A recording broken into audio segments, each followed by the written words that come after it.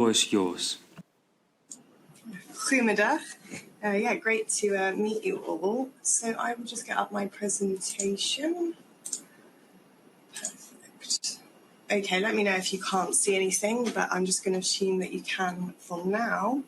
So my name is Jenny Lloyd. I'm assistant professor at Durham University. I'm going to talk to you today about contextual safeguarding as a way of addressing harm to children in their communities. So today I'm going to give you a little bit of a UK policy background on the child protection systems we have in place. I'm going to talk about why contextual safeguarding was introduced, what it is, and also some examples of its use, with most of the time for questions. So to give you a little bit of a UK policy background, I've put UK-ish because here in the UK we have the 4 nations and they have varying different kind of legislative and policy frameworks, but they are all broadly similar in the kind of things I'm going to talk about today. So back in the early 2000s, we had a number of high-profile cases of child sexual exploitation that came into kind of public attention. And at this time, these cases highlighted that these children were experiencing significant levels of harm and abuse, and there was kind of recognition that these children were being exploited. But this was actually quite a shift from the years previous to that, where these children were referred to as child prostitutes. So the language from this time changed to experience that kind of recognition of them being exploited. From 2015, we had a similar thing happen, high-profile cases of children being exploited to traffic drugs across the country, children experiencing really extreme forms of violence and abuse. And again, there was a shift here from seeing them as perpetrators of harm to children that are being exploited. In 2018, in kind of recognition of this public sentiment and feeling and the very real examples and experiences of abuse to these children, national statutory policy, kind of child protection policy in England was updated to include the term extrafamilial harm. Now, extrafamilial harm is a very British terminology which defines harm happening to children outside of their families. And this includes forms of harm such as child sexual exploitation, criminal exploitation, drugs trafficking, violence, sexual harm, and peer-on-peer forms of harm. These are predominantly forms of harm that happen outside of family homes, away, not always, but away from kind of parental responsibility. So in recognition of this harm that was happening to children that are being trafficked and exploited, our kind of safeguarding, our child protection policy was updated to include extrafamilial harm. At the same time, it included the term contextual safeguarding, and this is the work that we work on and have developed. And social workers were asked to respond to extrafamilial harm and to do so using a contextual safeguarding approach. So this was quite a shift because it was great that there was a recognition that these children were experiencing harm and abuse and that there should be a child protection response. But to this point, the social care response had not been focused on harm outside the home. Now, although that was a great step forward, we had a big challenge, and that is because we have 2 broad systems in place for children experiencing harm with 2 differing kind of legislative frameworks behind them. So we have in England, we have the Children Act and we have the Crime and Disorder Act. Now, the Children Act is the key piece of legislation that outlines how social care should respond to children that are experiencing harm. And the test to see if a child should expect a social care response is if they're experiencing significant harm or they are in need. And so it kind of lays out the expectations of a child welfare approach. So while the law says a child needs to experience significant harm, the actual practice is that the social care system focuses on parents. It focuses on harm by parents to their children, or it focuses on maybe a lack of care or control by parents. So there's a kind of, this is not actually only a UK thing. We see this system in many countries across the world where social care comes synonymous with the idea of parenting. The second system that we have is the kind of youth justice system, and this was developed around for children that were involved in committing crimes. Either they have committed a crime or there's a concern that they might, and we want to divert them away from that. And it's predominantly focused on crime prevention. Now, the children that I was talking about, often those that are trafficking drugs, exploited, criminal exploitation, involved in violence, they are often children that are involved in harming other children. They are also victims themselves. But this kind of binary separation out of these two systems is a really big challenge if you're now asking social workers to address harm to these children, because there is also a kind of criminal justice approach that is expected as well. So while we've got this kind of movement in the UK from this time, we don't have a system that fits. It's a square peg in a round hole, because if you have a child, for example, that's experiencing physical harm from a parent, that's a kind of round peg, round hole that fits the child protection system. A child experiencing sexual harm from an uncle, again, that fits the system. But if you have a child that's exploited to sell drugs for a friend, for a peer, that doesn't fit the child protection system. Because in the UK, our child protection system is built to respond to harm to children, often little children, harm happening from parents and harm by adults, and harm happening to individual children or siblings. Now, child trafficking, for example, often involves adolescents that are harmed outside of their families, not necessarily having parental involvement in what's happening. The harm happens in different places, such as schools, parks, shopping centres, takeaways, online, of course. And that harm isn't just happening to individuals, it's happening in peer groups and friendship groups. And children are harming their peers. They're both victims and often instigating harm. And the victims are sometimes seen to benefit from that exploitation, and they don't perform victimhood the way that we'd necessarily like them to. So contextual safeguarding was developed by my colleague, Professor Colleen Fairman, in 2015. And contextual, it was kind of developed in recognition of these system challenges that the system didn't fit. So contextual safeguarding is an approach to protecting young people from harm outside of their family homes. And since 2016, we, the contextual safeguarding team, have been doing system change work with social workers, police, schools and youth workers to create contextual approaches. We've got 10 local authorities that are formally testing whole system change, and we work with over 65 authorities that have committed to contextual safeguarding in 3 of the nations. So what is contextual safeguarding? So to do contextual safeguarding or be working towards it requires kind of 4 key elements. So the first is that the target of the system needs to focus on where the harm's happening. So traditionally, the kind of focus of an assessment in social care would be on parents. What this requires is a kind of movement to identify, assess and intervene with the social conditions of abuse. So it's ecological in nature. It's about assessing the context where the harm occurs. So that might be online, it might be a friendship group, it might be the shopping centre or the street where that harm is occurring. And that context is brought into the assessment, not just individual young people.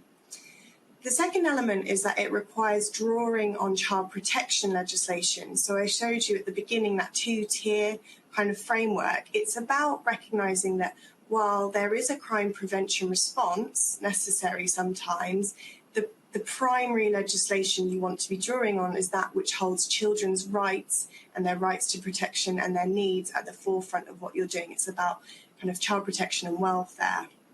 The third element is that to do this work requires different partnerships or working with partners in different ways. So this is not about social workers running out onto streets and parks and shopping centres. This is about thinking, well, what partners and organisations already work in those places? Do we have relationships with youth workers, a park warden, the teachers? Are there organisations or businesses that we can work with in those places? And finally, this requires measuring outcomes in a different way. So rather than focusing on one-to-one measures of success, this is about thinking, well, is that context safe? Have we made change in that kind of broader space? So just to give you an example, it's a fairly typical example. If we were to take, say, a 13-year-old boy, let's say this boy, has been struggling at school. Maybe he has got some unmet learning needs. The school is struggling to keep him engaged in classes and he's becoming disruptive. And a number of incidents occur and he feels very socially isolated, doesn't have many friends. An incident occurs at school which results after a number of incidents in him being excluded. Now in the UK, when children are excluded, there are a number of different options. But in this case, he goes to a local provision where other young people that have been excluded go. And it's a small provision and there's a reduced timetable. So he makes a friend there and he starts hanging out with that friend at a takeaway shop, and lots of friends there, and he introduces him to his older brother. This boy gets a lot of good feeling from building this new friendship group, as we all do when we make friends. And this older brother one day says, "Do you want to make some money?" And I mean, it's a fairly typical trafficking example. He sells a little bit of cannabis for him, and then he's asked, "Do you want to make a bit more?" And so he's asked to carry more drugs and to sell more. And on one of these days, he's mugged. This is really common kind of situation of debt bondage. And so now this boy has a drug debt and a number of threats of violence have been made against him. And this culminates one day in him sadly being stabbed. His mum is trying everything she can to keep him safe. She's trying to keep him in the home, but she can't. He wants to be with his friends. Now, in the UK, a typical response would be that, firstly, a child like this, if they were referred to social care for a kind of social care response, he may not actually meet the threshold for a response, because despite, again, it being about significant harm, and in this case, being stabbed is pretty significant, in practice, it's about parenting, and this mum is protective and trying everything she can. I've seen numerous cases of children that have been shot and stabbed and raped, and they have not met a threshold for a response because their parents are protective or their parents are not involved, and because the system is not designed to look at factors beyond parenting. Let's say this boy does meet threshold. What we might have is an assessment of parenting. So the mum might be provided parenting classes. There might be a plan where she's told to keep him indoors, have a curfew, report him missing to the police. And she feels that to be as really judgmental. She was trying everything she can. She just wants help, and she doesn't want to engage them anymore. What we might see with him, you might have a youth justice involvement, and that worker might try and do kind of individual one-to-one work on behaviour change, make better choices, don't carry a knife, don't carry drugs. If we show you the signs of exploitation and trafficking, you won't be trafficked. And we might see a local response from the police, an increase in stop and search. And if the harm's really, really bad, we might get a relocation of a young person across the country to great expense. These are really traditional, commonly used approaches in the UK. What contextual safeguarding would try to do, it would try and think about, well, let's think about that peer group, that friendship group that we're hanging out at the takeaway. What are the kind of positive influences there? Where are the leaders that we might want to work with? Are there other vulnerable young people? Are there trusted guardians and adults that we can speak to? Is there youth work or provision locally that we can draw upon? Could we think about the impact of policy? So the school excluded him, and that was a real crunch point in his trajectory. Could we work with the school to kind of think about exclusion and reduce that? Could we think about the location? So licensing, for example, that takeaway shop, maybe they're completely legitimate business, apart from the fact they've got children selling drugs there. Are there other things we can draw on, such as licensing regulations that can kind of reduce or just reduce the harm happening there? And can we draw on data about locations and rather than just individuals? So it's a pretty quick overview. So I just want to leave with some final messages. The first is that although these forms of harm, extrafamilial harm, trafficking, have been recognised as requiring a social care response, the systems are mismatched. Contextual safeguarding is more than just recognising context. It's about understanding drivers. This is not about changing behaviour. We need to be able to change the social conditions of abuse, not just get individuals to make different choices. It's not either or. So we can understand the difference that social care can make, but also do that with a criminal justice response. And fundamentally, we need to be able to work with families and children and put their needs at the forefront of what we're doing. For more information about this, we have a whole website with loads of free resources as well. So, yeah, I will stop sharing. Thank you, Dr. Lloyd. I would like to look at my colleagues, what questions you have. I see, I can tell they have questions, so let's start with Mr. Verkuilen. So thanks a lot, Dr. Lloyd, for joining us today. My question is not on youth, but more on people who intellectually and socially are restrained. And I noticed that in legislation you have a special focus on it.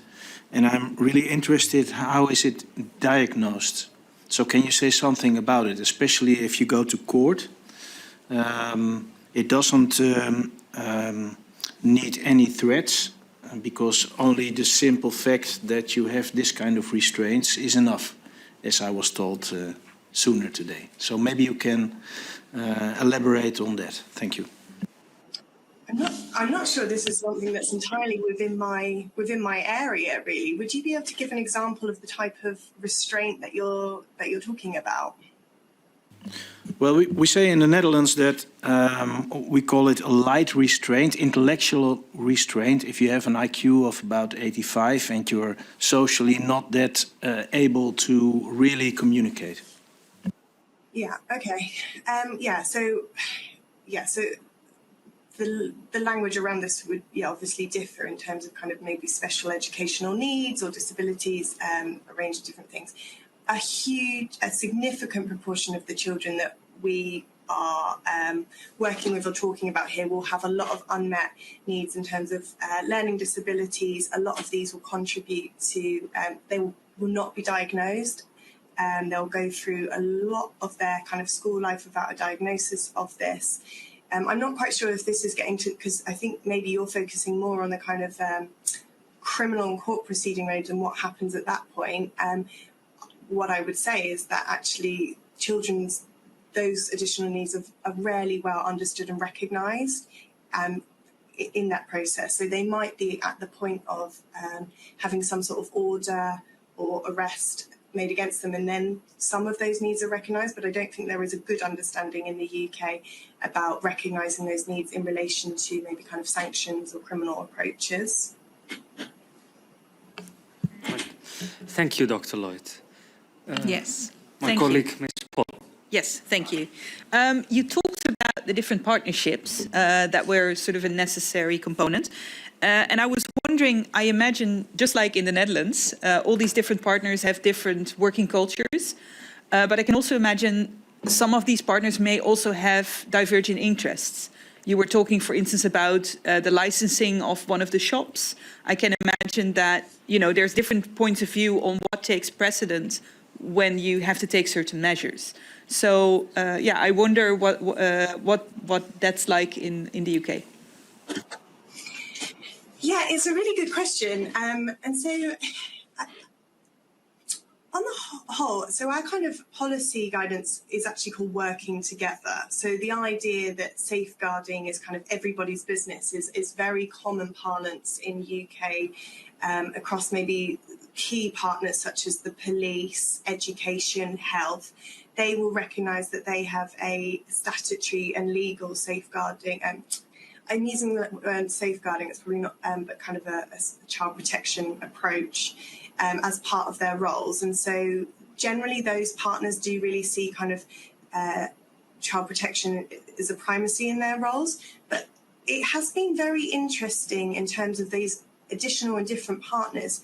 Licensing have been very engaged in this kind of process, I think partly because not to say that licensing is boring, but it does add an element of diversion in their roles. Youth work, of course, is kind of foundational to this. We've been really interested in the different types of organisations and partners that have been engaged in this. So we've had, members, of organisations, the public, lots of, libraries that have then created kind of pop-up youth work centres. It really depends on the context. So we've had a lot of keen interest, but I'm sort of smiling to myself because me and my colleague have just recently written a report about this kind of divergent ideas of functions and roles. And I do think that is a challenge, especially where there isn't a recognition of that difference. And I think we see this in particular if we think about partners like the police. They are tasked with very different roles. The prevention of crime is not the same as holding children's welfare at the forefront, and they didn't always get into that role because of that. So I think it's not to say that these are insurmountable, but they need to be, just as you have, recognised and understood a little bit better. But generally speaking, we've been incredibly infused by the kind of uptake of this by additional partners. Thank you. Ms. Kuik. Thank you. You made clear that the two systems is not a system that fits for all children. I guess you talked about a long-term approach, change the social conditions. But if you identify the victims of criminal or sexual abuse, I guess you want to help them right away out of the abusive situation. How does it relate to the long-term approach? Yeah. So we kind of, contextual safeguarding, we realise operates at two levels. The first one is how you respond to individual young children. So that would probably be what you're referring to as the kind of immediate response, because you're wrapping around a kind of approach around an individual child. And so what that would do is it would draw on a kind of traditional approach that we would use to protecting children, but it might be more, it might think about context more. So to give examples of this, say you've got, and as you classically do have with children that are being criminally or sexually exploited, groups of young people, you wouldn't just have individual one-to-one plans with 5 different girls. You'd think about, well, can we actually look at their individual needs, but also think this is a group of friends together? Can we work with them as a group as well? So we have that kind of level 1 work is thinking about the individual needs of children. And the second level is this kind of context level, kind of thinking about places and spaces, which is the real shift in thinking and is definitely taking longer to do. But you would, absolutely have that kind of individual level thinking. But the biggest change for us is not focusing solely on parents, and that's the real shift. And I think when you shift away from thinking only about parents, you start to bring parents and children in. Parents are, well, even if they are, they shouldn't be blamed, and they feel blamed by the child protection system that we have in place. And so a lot of our work is about how do we reduce that blame? How do we bring parents on board within this work? Thank you. Ms. Middler. Thank you. I have a question with regard to the contextual safeguarding, because you said you need a system change with social workers, police, school and youth workers. And the questions I had was, that's quite a challenge, because all the actors think differently, work differently. So I saw some difficulties in the implementations of this thought. What kind of operational difficulties you had trying to change the system, and what is our role, or the role of the politics and legislation to make sure that the systems change and we work together for the same cause? Yeah, so system change is extremely difficult, and I'm absolutely not suggesting that any of this is going to happen overnight, and it is our life's work essentially to make these shifts and changes. Because so much of this, I think actually system change is not so hard from what I've seen. Cultural change is extremely hard to do, and the kind of ways that different organisations work and think is really difficult change. I think, my research methodology is that I'm embedded in social care and in schools, and I sit with practitioners and I work through and think. And so we've developed tools and resources, all available for free, that can do some of that system change thinking. But I think the most significant shift for us happened in 2018. Now, and this is where you guys would come in, is that there was an authorising environment created by the policy context. The fact that the kind of focus within policy, and it's kind of legal and statutory policy, was saying we need to start thinking about this group of young people, and introduced contextual safeguarding as a mechanism to do that, really meant that allowed us to have a lot of traction and support from organisations that wanted to work for us. I'm not necessarily saying that was the best thing to happen. We didn't ask for that to be put into the policy, but it's definitely supported and facilitated kind of a recognition of the need for system change here. All right, thank you, Dr. Lloyd. You guys want to ask something? Maybe the national rapporteur, please. No, but I'm actually very impressed, and of course also thank you so much, Dr. Lloyd, for for updating the members of Parliament, but also us on this. And I'm just thinking how we are going to use part of it for also the Dutch situation. I think it's very important. We have some challenges there. Thank you. So we have some time left, like 10 minutes. Colleagues, you have any more questions? I see one. Ms. Spot. Yeah, Ms. Lloyd, I was wondering, our focus as a group, and also on during the visit that we'll have to the UK, is broader than just children. And I was wondering, is this approach, or aspects of this approach, are they usable also for other vulnerable groups, and is that being done? Yeah, so I mean, the group that we think about is as adolescents in particular, because there's certain elements of brain development that have a role to play in this, but we generally conceptualise that up to about 25 anyway.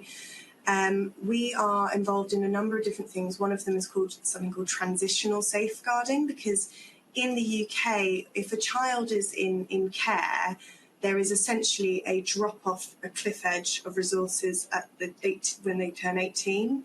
And so those support needs don't go away. So we are working to kind of develop approaches that look at that bridge over.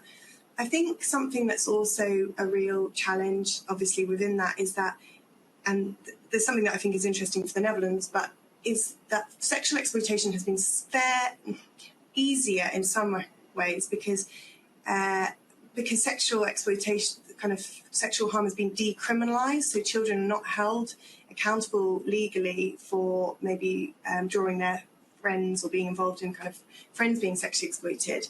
The same is not the case for criminal exploitation or violence, so drugs trafficking, which hold pretty, these are fairly significant crimes, and they're not decriminalised. So you could go from one day being 17 and being seen as a victim of sexual exploitation, or being seen as a victim of criminal exploitation, to turning 18 and then being very much seen as a perpetrator. And so that's a really huge challenge. I am interested to think about what that looks like in contexts where maybe there's a different approach to drugs as well. All right. No, Mr. Verkuilen, one last question. Yeah. If I may, we've seen from the figures of the Dutch reporter of human trafficking that the victims are revolving, so they become victim again. Is there in the UK a way of monitoring the victims, and how long do you monitor them? I'm not. Well, I think there are probably ways of monitoring and understanding. I suspect that the systems don't talk well to each other. Generally, things are not recorded in ways that make that information easily readable. But it doesn't surprise me at all that people re-victimize. And I think part of that is because the systems themselves cause harm.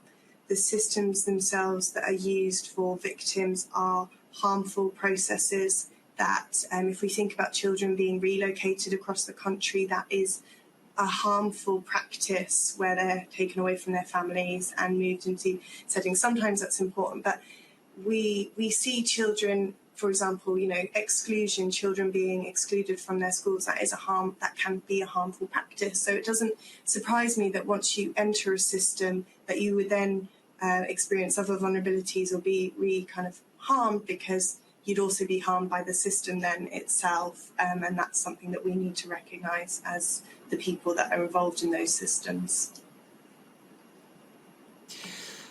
Dr. Lloyd, thank you so much for being with us. Is there anything you want to tell? You want to tell us anything? Some last words? No, thank you. Thank you for having me. I think the thing that I would be interested in from a kind of the Dutch perspective is, the central part of this is youth work. A central part of this is having youth work partners that you can draw on, people that are good at and skilled and engaged with young people. And in the UK, our youth service provision has been decimated, pulled apart. And I think, and I don't know so much about the Dutch context, but I hope that I know that there is a greater recognition of youth work alongside social work, and I think that would be a real strength that could be utilised within that. Well, thank you so much for your words and for being with us. I'm sure it was very helpful for all of my colleagues. All the best to you, Dr. Lloyd, and my colleagues will pay a visit to the UK. I don't know when, but anytime soon. Quite soon. So thank you again, and thanks again also for the rapporteur for staying with us. And then I'll close this session of Parliament. Thank you so much. Bye-bye.